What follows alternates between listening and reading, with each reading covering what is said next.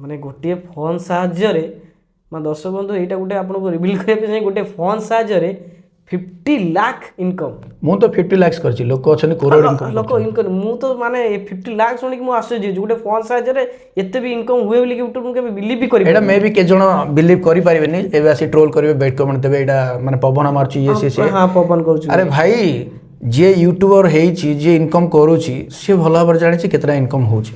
ଆଉ ଯେଉଁମାନେ ଇନକମ୍ ହିଁ କରିବା ଜାଣିନାହାନ୍ତି ସେମାନେ ଏଇଭଳିଆ କମେଣ୍ଟ କରିବେ। ନିହାତି ଅବଭିୟସଲି ଆମେ ଇନକମ୍ କରୁଛୁ, ଆପଣଙ୍କୁ କହୁଛୁ, ମୁଁ କହିଦେଲେ ମୋ ପଇସାଟା କିଏ ନେଇଯାଉନି। ଆମେ ଏଇଥିପାଇଁ କହୁଛୁ କି ଆପଣଙ୍କୁ ଗୋଟେ ମୋଟିଭେସନ୍ ମିଳିବ ଯେ ଆପଣ ବି ଆସନ୍ତୁ ଏଇ ଫିଲ୍ଡକୁ, ଆଉ ଏଥିରେ ବହୁତ ସାରା ପଇସା ଅଛି। ବଟ୍ ଆପଣ ଆସିବେ, ଆପଣଙ୍କର ପେସେନ୍ସ ହିଁ ନଥିବ। ଯିଏ ବେଟ୍ କମେଣ୍ଟ କରିବ ତାର ପେସେନ୍ସ ହିଁ ନଥାଏ।